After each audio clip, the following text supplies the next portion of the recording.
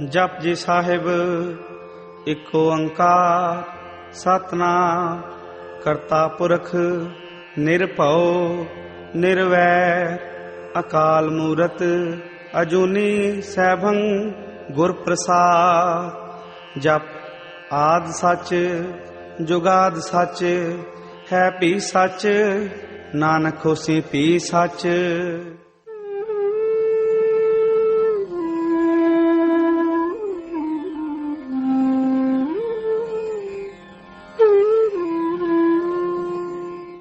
नानक कहते हैं कर्ता पुरुष वह बनाने वाला है, लेकिन ध्यान रखना जो उसने बनाया है वो उससे अलग नहीं है। बनाने वाला बनाई हुई सृष्टि में छिपा है, कर्ता कृत्य में छिपा है, सृष्टा सृष्टि में लीन है। इसलिए नानक ने गृहस्थ को और सन्यासी को अलग नहीं किया, क्योंकि अगर कर्ता परमेश्वर अलग है सृष्टि से तो फिर तुम्हें सृष्टि के काम धंधे से अलग हो जाना चाहिए। जब तुम्हें कर्ता पुरुष को खोजना है तो कृत्य से दूर हो जाना चाहिए, कर्म से दूर हो जाना चाहिए। फिर बाजार है, दुकान है, काम धंधा है, उससे अलग हो जाना चाहिए। नानक आखिर तक अलग नहीं हुए, यात्राओं पर जाते थे और जब भी वापस लौटते तो फिर अपनी खेती बाड़ी में लग जाते, फिर उठा लेते हल बखर। पूरे जीवन जब भी वापस लौटते घर तब अपना काम धाम शुरू कर देते। जिस गांव में वो आखिर में बस गए थे उस गांव का नाम उन्होंने करतारपुर रख लिया था, कर्ता का गांव। अगर परमात्मा करता है तुम ये मत समझना कि वो दूर हो गया है कृत्य से। एक आदमी मूर्ति बनाता है, जब मूर्ति बन जाती है तो मूर्तिकार अलग हो जाता, मूर्ति अलग हो जाती है, दो हो गए। मूर्तिकार के मरने से मूर्ति नहीं मरेगी, मूर्तिकार मर जाए मूर्ति रहेगी। मूर्ति के टूटने से मूर्तिकार नहीं मरेगा, मूर्ति टूट जाए मूर्तिकार बचेगा। दोनों अलग हो गए। परमात्मा और उसकी सृष्टि में ऐसा फासला नहीं है। फिर परमात्मा उसकी सृष्टि में कैसा संबंध है? वो ऐसा है जैसे नर्तक का। एक आदमी नाच रहा है तो नृत्य है, लेकिन क्या तुम नृत्य को नृत्यकार को अलग कर सकोगे? नृत्यकार घर चला जाए, नृत्य तुम्हारे पास छोड़ जा सकेगा? नृत्यकार मरेगा, नृत्य मर जाएगा। नृत्य रुकेगा, फिर वो आदमी नर्तक न रहा। दोनों संयुक्त हैं। इसलिए हिंदुओं ने बड़े प्राचीन समय से परमात्मा को नर्तक की दृष्टि से देखा, नटराज। क्योंकि नटराज के प्रतीक में नर्तक और नृत्य अलग नहीं होते। कभी भी कविता बनाए तो कविता से अलग हो जाता है, मूर्तिकार मूर्ति बनाए मूर्ति से अलग हो जाता है। मां बेटे को जन्म दे, जन्म देते ही अलग हो जाती। पिता बेटे से अलग है, लेकिन परमात्मा सृष्टि से अलग नहीं, सृष्टि में समाया हुआ है। अगर ठीक ठीक तुम्हारी भाषा का उपयोग न किया जाए तो कहना होगा the creator is the creation. वो जो सृष्टा है सृष्टि है। और भी अगर ठीक कहना हो तो the creator is nothing but the creativity. सृष्टा सृजन की प्रक्रिया है, वो स्वयं सृजन है। इसलिए नानक कहते हैं कुछ छोड़ के कहीं भागना नहीं, जहां तुम हो वहीं वो छिपा है। नानक ने एक अनूठे धर्म को जन्म दिया जिसमें गृहस्थ और सन्यासी एक है, और वही आदमी अपने को सिख कहने का हकदार है जो गृहस्थ होते हुए सन्यासी हो, सन्यासी होते हुए गृहस्थ हो। सिर के बाल बढ़ा लेने से, पगड़ी बांध लेने से कोई सिख नहीं होता। सिख होना बड़ा कठिन है, गृहस्थ होना आसान है, सन्यासी होना आसान है। छोड़ दो, भाग जाओ जंगल। सिख होना कठिन, क्योंकि सिख का अर्थ है सन्यासी गृहस्थ एक साथ रहना, घर में और ऐसे रहना जैसे नहीं हो, रहना घर में और ऐसे रहना जैसे हिमालय पर हो, करना दुकान लेकिन याद परमात्मा की रखना। गिनना रुपये, नाम उसका लेना। नानक को जो पहली झलक मिली परमात्मा की, जिसको सतोरी कहें, इस नदी में 3 दिन डूबकर तो जो घटना घटी वो समाधि की है। उसके बाद तो वे परम पुरुष हो गए। पर उसके पहले अनेक छोटी छोटी झलकें मिली। जो पहली झलक नानक को मिली वो मिली एक दुकान पर, जहां वो तराजू से गेहूं और अनाज तौल रहे थे। अनाज तौल के किसी को दे रहे थे। तराजू में भरते और डालते, कहते 1, 2, 3, 10, 11, 12, फिर पहुंचे वो 13। पंजाबी में 13 का जो रूप है वो 13। उन्हें याद आ गई परमात्मा की। 13 दाइन दाऊ, धुन बन गई। फिर वो तौलते गए, लेकिन संख्या 13 से आगे ना बढ़ी। भरते तराजू में डालते हो, कहते 13। भरते तराजू में डालते हो, कहते 13, क्योंकि आखिरी पड़ाव आ गया। 13 के आगे कोई संख्या है, मंजिल आ गई। 13 पर सब समाप्त हो गया। लोग समझे कि पागल हो गए। लोगों ने रोकना भी चाहा, लेकिन वो तो किसी और लोक में। वो तो कहे जाते हैं 13, डाले जाते हैं तराजू से, तौले जाते हैं, और 13 से आगे नहीं बढ़ते। 13 से आगे बढ़ने को जगह भी कहां है? 2 ही तो पड़ाव हैं, या तो मैं या तू। मैं से शुरुआत है, तू पर समाप्ति है। नानक संसार के विरोध में नहीं, नानक संसार के प्रेम में है। क्योंकि वो कहते हैं कि संसार और उसका बनाने वाला 2 नहीं। तुम इसे भी प्रेम करो, तुम इसी में से उसको प्रेम करो, तुम इसी में से उसको खोजो। तो नानक जब युवा हुए और घर के लोगों ने कहा शादी कर लो, तो उन्होंने नहीं न कहा। सोचते तो रहे होंगे घर के लोग कि ये नहीं कहेगा, क्योंकि बचपन से ही इसके ढंग के नहीं थे। नानक के बाप तो परेशान ही रहे। उनको कभी समझ में ना आया कि क्या मामला है। भजन में, कीर्तन में, साध संगत में भेजा बेटे को सामान खरीदने दूसरे गांव। 20 रुपए दिए थे, सामान तो खरीदा, लेकिन रास्ते में साधु मिल गए, वो भूखे थे। बाप ने चलते वक्त कहा था सस्ती चीज खरीद लाना और इस गांव में आके महंगे बेच देना, यही धंधे का गुर है। दूसरे गांव से सस्ते में खरीदना, यहां आके महंगे में बेच देना। यहां जो चीज सस्ती हो खरीदना, दूसरे गांव में महंगे में बेच देना, यही लाभ का रास्ता है। तो कोई ऐसी चीज खरीद के लाना जिसमें लाभ हो। नानक लौटते थे, खरीद कर मिल गई साधुओं की एक जमात। वो 5 दिन से भूखे थे। नानक ने पूछा कि भूखे बैठे हो, उठो कुछ करो, जाते क्यों नहीं गांव में? उन्होंने कहा यही हमारा व्रत है कि जब उसकी मर्जी होगी वो देगा। तो हम आनंदित थे, भूख से कोई अंतर नहीं पड़ता। तो नानक ने सोचा कि इससे ज्यादा लाभ की बात क्या होगी कि इन परम साधुओं को ये भोजन बांट दिया जाए जो मैं खरीद लाया हूं। बाप ने यही तो कहा था कि कुछ काम लाभ का करो। बांट दिया।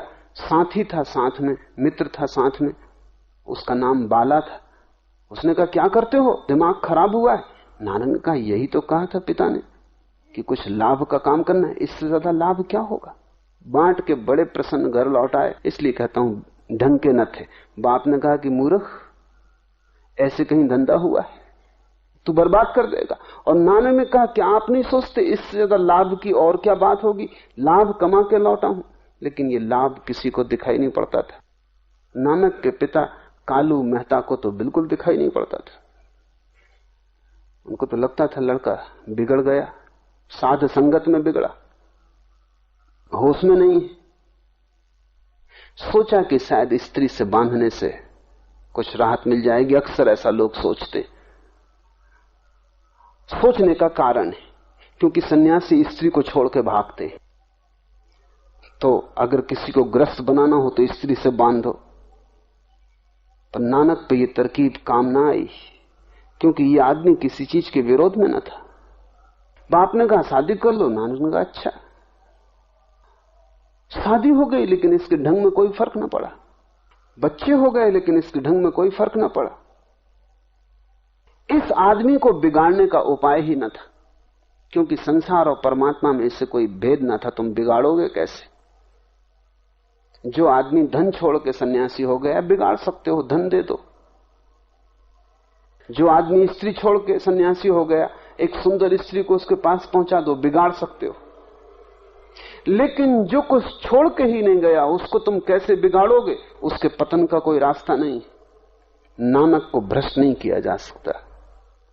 इसलिए मैं भी पक्ष में हूं कि सन्यासी तो नानक के ही होने चाहिए, क्योंकि सन्यासी वही परम जिसको भ्रष्ट न किया जा सके। भ्रष्ट तुम उसी को न कर सकोगे जो ठीक तुम्हारे संसार में बैठा है और फिर भी वहां नहीं है।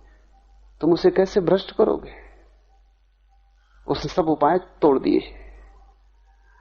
वो परमात्मा जिसे नानक कहते हैं कर्ता पुरुष, भय से रहित, क्योंकि भय तो वही होता है जहां दूसरा हो। पश्चिम ने ज्ञापाल सात्र का एक वचन बहुत प्रसिद्ध हो गया है। वो वचन है द अदर इज हेल, दूसरा नरक है। तुम्हारा भी अनुभव यही है। कितनी बार तुम नहीं चाहते हो कि अकेला छूट जाऊं, दूसरा उपद्रव है। मित्र हो तो थोड़ा कम उपद्रव है, शत्रु हो तो थोड़ा ज्यादा उपद्रव है, अपना हो तो थोड़ा कम उपद्रव है, पराया हो तो ज्यादा उपद्रव है, लेकिन दूसरा उपद्रव है। भय क्या है? दूसरे का भय है। कोई छीन न ले, कोई सुरक्षा न तोड़ दे। फिर मौत आ रही, वो भी दूसरी है। बीमारी आ रही, वो भी दूसरी है। भय क्या है? तुम दूसरे से घिरे हो, यही तुम्हारा नरक है। द अदर इज हेल, दूसरा नरक है। लेकिन तुम दूसरे से बचोगे कैसे? हिमालय पे भी जाके बैठ जाओ तो भी तुम अकेले ना हो पाओगे। बैठोगे वृक्ष के नीचे, कौआ बीट कर देगा,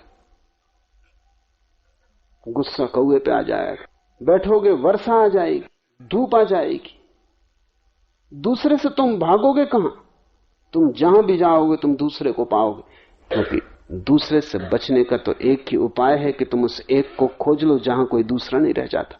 फिर सब भय गिर जाता है।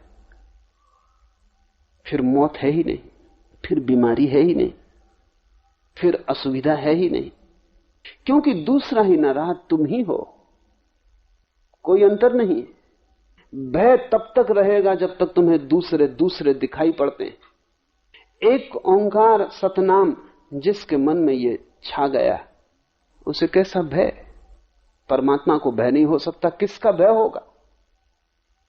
वही है अकेला, उससे अन्यथा कोई भी नहीं।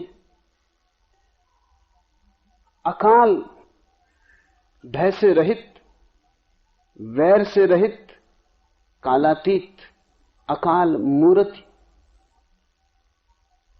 कालातीत मूर्ति है, समय के पार है, बियॉन्ड टाइम। इसे थोड़ा समझ लो। समय का अर्थ ही होता है परिवर्तन। अगर कोई चीज परिवर्तित ना हो तो तुम्हें समय का पता ही ना चलेगा। घड़ी में भी समय का पता चलता है क्योंकि कांटा घूमता है। अगर कांटा न घूमे तो समय का पता न चलेगा। चीजें बदल रही, सूरज उगा, दोपहर हो गई, सांझ हो गई, बच्चा था जवान हो गया, जवान था बूढ़ा हो गया, स्वस्थ बीमार हो गया, बीमार स्वस्थ हो गया, गरीब अमीर हो गया, अमीर का दिवाला निकल गया। परिवर्तन है, सब चीजें बदल रही, नदी बही जाती। इस परिवर्तन में ही समय है। समय का अर्थ ही होता है दो परिवर्तन के बीच का फासला। थोड़ा सोचो, अगर आज सुबह तुम उठो और सांझ तक कुछ भी घटना ना घटे, कोई परिवर्तन ना हो, सूरज खड़ा रहे जहां था, तुम्हारी उम्र उतनी ही बनी रहे जितनी थी, घड़ी का कांटा ना हिले, वृक्ष बूढ़े ना हो, पत्ते कुम्हलाए ना, सब ठहर जाए तो तुम्हें समय का कैसे पता चलेगा? समय होगा ही नहीं। तुम्हारे लिए समय का पता चलता है क्योंकि तुम परिवर्तन से घिरे हो। परमात्मा के लिए कोई समय नहीं, क्योंकि वो सनातन है, शाश्वत है, सदा है। उसके लिए कुछ भी परिवर्तित नहीं हो रहा है, उसके लिए सब ठहरा हुआ है। परिवर्तन अंधी आंख का अनुभव है। परिवर्तन ऐसे है क्योंकि हमें पूरा नहीं दिखाई पड़ रहा। अगर हमें पूरा दिखाई पड़ जाए तो हमें परिवर्तन समाप्त हो जाएगा। परिवर्तन के समाप्त होते ही समय खो जाता है। समय परिवर्तन को नापने का माध्यम है। परमात्मा के लिए सब वैसा का वैसा है, कुछ बदलता नहीं, सब ठहरा हुआ है। कालातीत, अकाल मूर्ति, अयोनि, स्वयंभू। वो किसी योनि से पैदा नहीं होता। परमात्मा का ना कोई पिता है ना कोई मां। और जो भी योनि से पैदा होता है वो परिवर्तन की दुनिया में प्रवेश कर जाता है। तुम्हें भी अपने भीतर उसी को खोजना है जो अयोनिज है। ये शरीर तो पैदा हुआ है, मरेगा। ये शरीर तो दो शरीरों के जोड़ से बना है, बिखरेगा।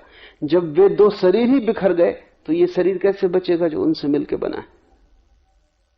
लेकिन इसके भीतर अयोनिज भी है, जो गर्भ में आया, जो गर्भ के पहले था, और जो अभी छोड़ दे तो शरीर मुर्दे की भांति पड़ा रह जाएगा।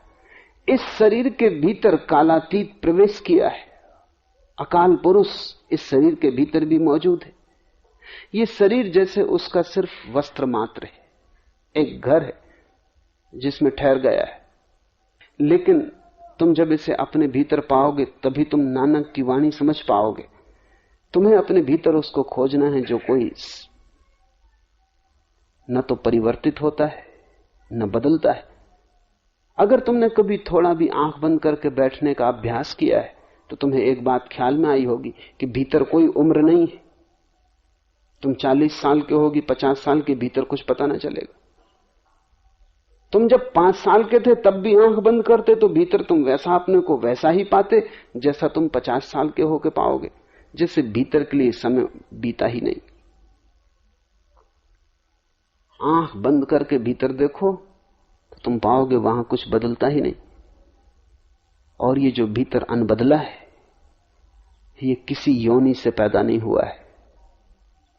तुम मां बाप से आए हो, उनसे पैदा नहीं हुए हो। वे तुम्हारे आने के मार्ग हैं, लेकिन वे तुम्हारे जन्मदाता नहीं। तुम उनसे गुजरे हो क्योंकि तुम्हारे शरीर को बनाने की व्यवस्था उनके भीतर थी। लेकिन जो शरीर के भीतर प्रविष्ट किया है वो पार से आया है। अपने भीतर जिस दिन तुम अयोनिज को पाओगे उसी दिन तुम समझोगे कि परमात्मा की कोई योनि नहीं, हो भी नहीं सकती, क्योंकि परमात्मा का अर्थ है समष्टि। परमात्मा का अर्थ है दी टोटलिटी। ये पूरा का पूरा किससे पैदा होगा? पूरे के पार कुछ बचता ही नहीं जो इसका मां और पिता बन सके।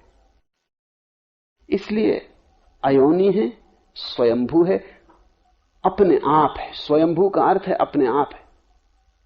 कोई सहारा नहीं, किसी कारण से नहीं, कोई आधार नहीं, अपना ही आधार है। तुम भी जिस दिन अपने भीतर इस बात की थोड़ी सी झलक पाओगे उसी दिन मुक्त होगे चिंता से। तुम्हारी चिंता क्या है? चिंता यही है कि हर चीज का आधार है और हर चीज का आधार छीना जा सकता है। छीनने से चिंता है, छीनने के ख्याल से चिंता। आज धन है, कल ना होगा, फिर तुम क्या करोगे? धन के कारण अमीर हो, अपने कारण अमीर नहीं हो। सन्यासी अपने कारण अमीर, उससे तुम छीन नहीं सकते। बुद्ध से तुम क्या छीनोगे? नानक से तुम क्या छीनोगे? कुछ भी छीन के तुम नानक को कम न कर पाओगे। कुछ दे के ज्यादा न कर पाओगे। कुछ जोड़ नहीं सकते, कुछ घटा नहीं सकते। नानक जो भी हैं उस परम सहारे के साथ है, तुम्हारा कोई सहारा नहीं। और वो परम सहारा अलग नहीं है। परमात्मा निराधार है, तुम भी निराधार हो, और जिस दिन तुम निराधार होने को राजी हो जाओगे उसी दिन परमात्मा और तुम्हारा मिलन हो जाएगा। ये जो परमात्मा की व्याख्या है, ये व्याख्या दार्शनिक की व्याख्या नहीं है, ये व्याख्या साधक के लिए, ताकि तुम समझ जाओ कि परमात्मा के ये लक्षण, और अगर तुम्हें परमात्मा को पाना है तो इन्हीं लक्षणों को तुम्हें अपनी साधना बना लेना है। छोटे रूप में तुम्हें परमात्मा होने की कोशिश में लग जाना। जैसे जैसे तुम उसके समान होने लगोगे वैसे वैसे तालमेल बैठने लगेगा, दोनों के बीच धुन बजने लगेगी। अयोनी स्वयंभू है, वह गुरु कृपा से प्राप्त होता है। क्यों कहते हैं गुरु कृपा से? क्या मनुष्य का अपना श्रम काफी नहीं? इस संबंध में एक सूक्ष्म बात समझ लेनी जरूरी है, क्योंकि नानक गुरु पर बहुत जोर देंगे। गुरु के बिना तो मिल ही नहीं सकता परमात्मा, वो कहेंगे। क्या कारण है? अगर परमात्मा मौजूद है तो सीधा सीधा मैं उससे मिल क्यों नहीं सकता? गुरु के बीच में लेने की जरूरत क्या है? कृष्णमूर्ति कहते हैं गुरु की कोई जरूरत नहीं। बुद्धि को, तर्क को ठीक भी मालूम पड़ता है, क्या जरूरत? जब परमात्मा मौजूद है, मैं भी परमात्मा से पैदा हुआ, गुरु भी परमात्मा से पैदा हुआ, तो गुरु को बीच में क्यों खड़ा करना? क्या आवश्यकता है? मन तो ये चाहता भी है कि गुरु बीच में खड़ा न किया जाए, इसलिए कृष्णमूर्ति के आसपास अहंकारी लोगों की जमात इकट्ठी हो गई। कृष्णमूर्ति बिल्कुल ठीक कहते हैं, गुरु की जरूरत नहीं। अगर तुम अपने अहंकार को खुद ही गिराने में समर्थ हो जाओ, लेकिन अपने अहंकार को गिराना वैसा ही कठिन है जैसे अपने ही जूते के बंद को पकड़ के खुद को उठाना। अपने अहंकार को गिराना वैसे ही मुश्किल है जैसे कुत्ता अपनी ही पूंछ को पकड़ने की कोशिश करे। जितने जोर से छलांग लगाता उतनी जोर से पूंछ भी छलांग लगाती। अपने अहंकार को तुम गिराओगे कैसे? अगर गिरा सकते हो तो कृष्णमूर्ति ठीक कहते हैं, बिल्कुल ठीक कहते हैं, कोई भी जरूरत नहीं है किसी गुरु की। लेकिन वहीं सारी उलझन है। अगर तुम अपने अहंकार को गिराने में समर्थ भी हो जाओ और ये कहो कि मैंने अपना अहंकार गिरा दिया, तो ये नया अहंकार पैदा होगा। ये पुराने से ज्यादा खतरनाक है। गुरु की इसलिए जरूरत है कि ये दूसरा अहंकार पैदा ना हो सके। तुम कहोगे गुरु प्रसाद से, तुम ये अहंकार नहीं तो तुम ये बना लोगे कि मैं कितना विनम्र, मुझ जैसा कोई भी विनम्र नहीं। अब ये मैंने नए रास्ते पकड़े, ये अहंकार ने नई तरकीबें खोजी। कल कहता था मुझसे धनी कोई भी नहीं, अकड़। आज कहता है मुझसे विनम्र कोई भी नहीं, अकड़। वही रस्सी जल गई, अकड़ रह गई। अकड़ को कौन मिटाएगा? इसलिए नानक का जोर है, परमात्मा को पाने में तो कोई अड़चन नहीं, सीधे ही पाया जा सकता है, क्योंकि वो सामने ही मौजूद है, तुम्हारी नाक के बिल्कुल सीध में। जहां तुम जाते हो सब तरफ वो मौजूद है। लेकिन एक अड़चन है, और वो अड़चन ये है कि तुम भीतर खड़े हो, इसे तुम कैसे गिराओगे? इसलिए गुरु प्रसाद से साधक श्रम करेगा, लेकिन धारणा यही रखेगा, होगा गुरु के कृपा से। ये जो गुरु कृपा की धारणा है, ये तुम्हारे अहंकार को बनने ना देगी, पुराने को गिरा देगी, नए को बनने ना देगी। अन्यथा एक बीमारी जाती है, दूसरी उसकी जगह खड़ी हो जाती है।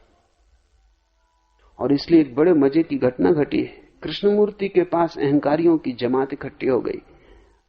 वो जमात उन लोगों की है जो किसी के सामने झुकना नहीं चाहते। उनको बिल्कुल राहत मिल गई, किसी के चरण नहीं छूना चाहते, उनको बड़ा सहारा मिल गया। उन्होंने कहा गुरु की कोई जरूरत ही नहीं, हम खुद ही पालेंगे। और यही अड़चन है। अगर नानक जैसा व्यक्ति कृष्णमूर्ति के पास हो, रामकृष्ण जैसा व्यक्ति कृष्णमूर्ति के पास हो तो कोई अड़चन नहीं है। लेकिन जो लोग इकट्ठे होते हैं वे वही लोग हैं जो अहंकार गिराने में असमर्थ हैं। इनको गुरु की जरूरत है। ये बड़े मजे की घटना है। कृष्णमूर्ति के पास जितने लोग हैं उनको गुरु की जरूरत है। नानक के पास जितने लोग थे बिना गुरु के भी पा सकते थे। कहोगे कि मैं पहेली खड़ी कर रहा हूं। नानक के पास जो लोग थे बिना गुरु के पा सकते थे, क्योंकि वो तैयार थे गुरु प्रसाद को स्वीकार करने को, वो तैयार थे अपने को छोड़ने को। पाया तो बिना गुरु के जाता है, लेकिन गुरु की धारणा तुम्हारे अहंकार को गिराने में सहयोगी हो जाती। तुम अकड़ से नहीं भरते, नहीं तो तुम कहोगे शीर्षासन करता हूं 3 घंटे, सुबह ध्यान करता हूं। एक पत्नी मेरे पास आई और उसने कहा कि मेरे पति आपके पास आते हैं, उन्हें कुछ समझाइए, अब हद हो गई। सिख हैं पति। तो क्या हुआ? उसने कहा कि वो रात 2 बजे से उठाते और जपजी का पाठ शुरू कर देते, तो घर में सोना ही मुश्किल हो गया। न बच्चे सो सकते, न मैं सो सकती। और उनसे कुछ कहो तो वो कहते हैं कि तुम सब उठ के पाठ करो। तो क्या करना? मैंने पति को बुलाया, वो मेरे पास आते थे। मैंने उनसे पूछा कि कब उठ के पाठ करते हैं? उन्होंने कहा कि बस सुबह प्रभात काल में, बस 2 बजे सुबह उठाता हूं। उनके लिए 2 बजे सुबह। तो मैंने कहा कि तुम्हारी जो सुबह है दूसरों के लिए बहुत खतरनाक हो गई। वो बोले वो उनकी गलती, उनको सबको उठना चाहिए, आलसी हैं, काहिल हैं, सुस्त हैं। और मैं तो सबकी सेवा ही कर रहा हूं, जोर से जपजी का पाठ करता हूं, मोहल्ले पड़ोस के लोगों के कान में भी पड़ जाती आवाज। मैंने उनसे कहा कि तुम ऐसा करो, थोड़ा कम सेवा करो मोहल्ले पड़ोस की, तुम 4 बजे, धीरे धीरे लाना उचित है, अन्यथा जो चढ़े हुए लोग इनको उतारना बड़ा कठिन हो जाता है। उन्होंने कहा कि ऐसा कभी नहीं हो सकता, आप क्या मुझसे मेरा धर्म छीनना चाहते? अब यही उनकी अकड़ है कि उन जैसा पाठ करने वाला कोई नहीं, और वही अकड़ बांधा है, जीवन भर दोहराते रहो जपजी को। असली सवाल तो अकड़ का मिटना है। इसलिए बार बार कहेंगे कि क्या तुम करते हो उससे कुछ भी ना होगा जब तक कि तुम न मिट जाओ।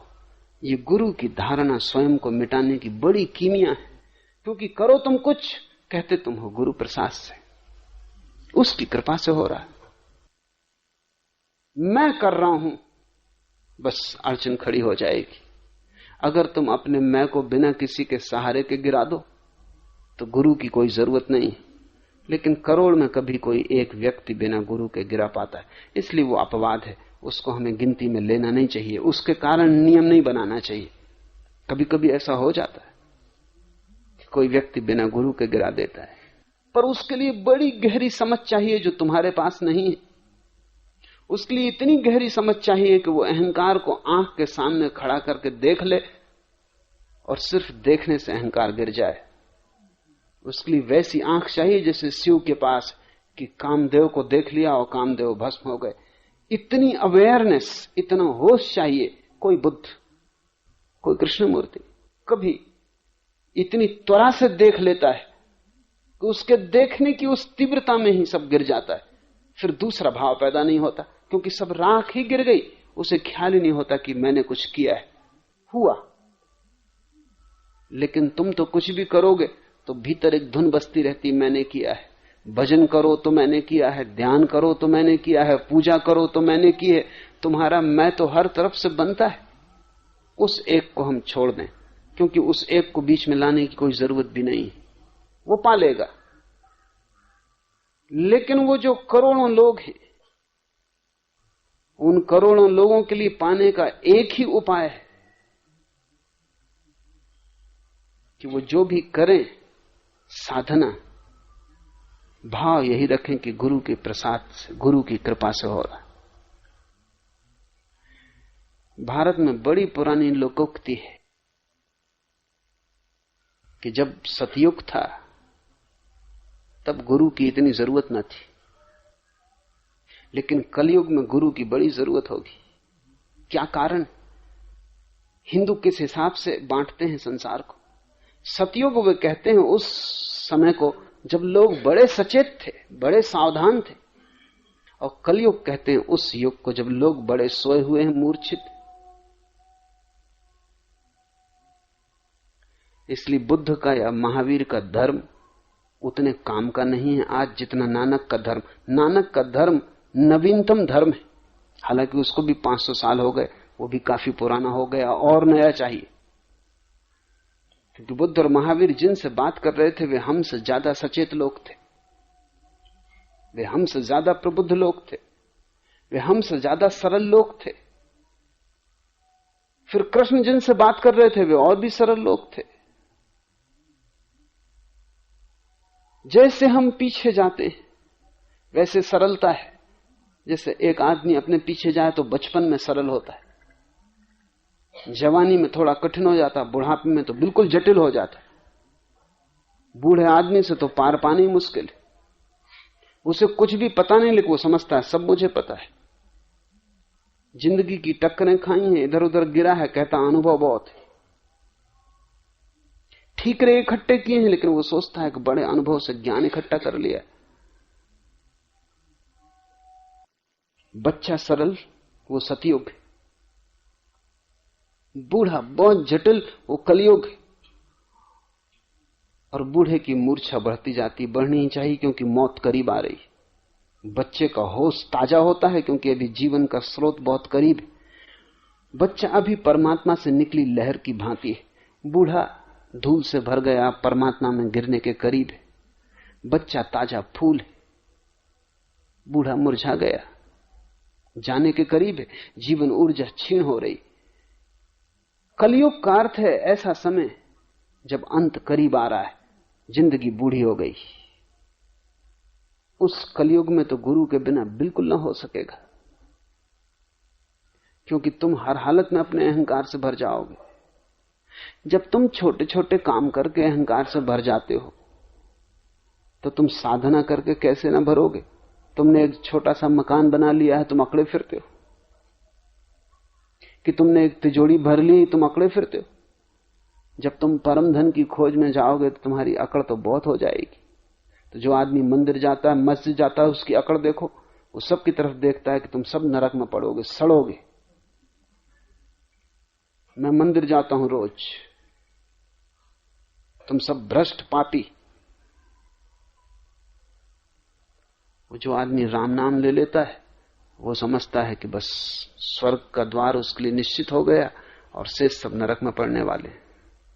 मूर्छा जितनी होगी उतनी गुरु की जरूरत है। इसको तुम ऐसा समझ लो, जितनी तुम्हारे जीवन में निद्रा हो उतना गुरु जरूरी, जितने तुम्हारे जीवन में जागृति हो उतना गुरु कम जरूरी।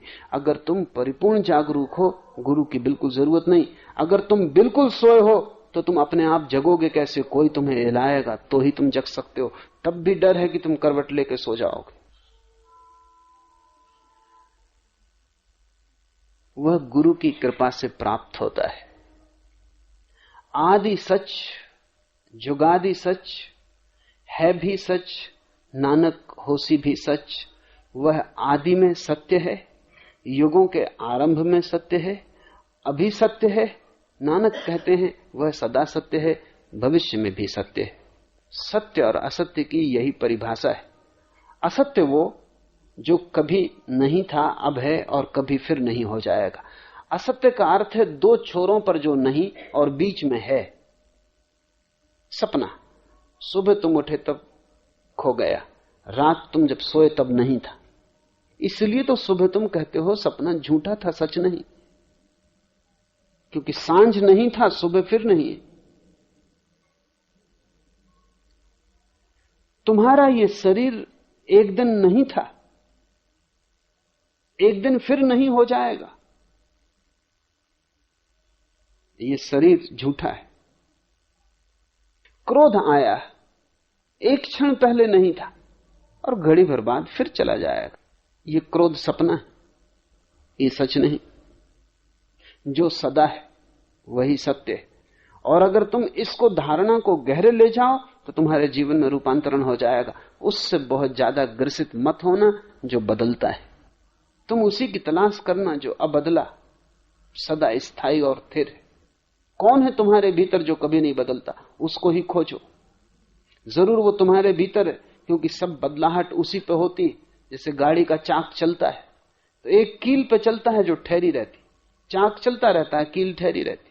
तुम कील को अलग कर लो, चाक फौरन गिर जाएगा। जो परिवर्तन हो रहा है वो भी शाश्वत के ऊपर हो रहा है। कील आत्मा की ठहरी हुई है, शरीर का चक्र घूम रहा है। जैसे ही कील अलग हुई चाक गिर जाता है। नानक कहते हैं आदि सच जुगादि सच है भी सच, नानक होसी भी सच। वही सत्य है, वही एक, क्योंकि वो पहले भी था, अभी भी है, कल भी होगा, सदा रहेगा। और से सब सपना है।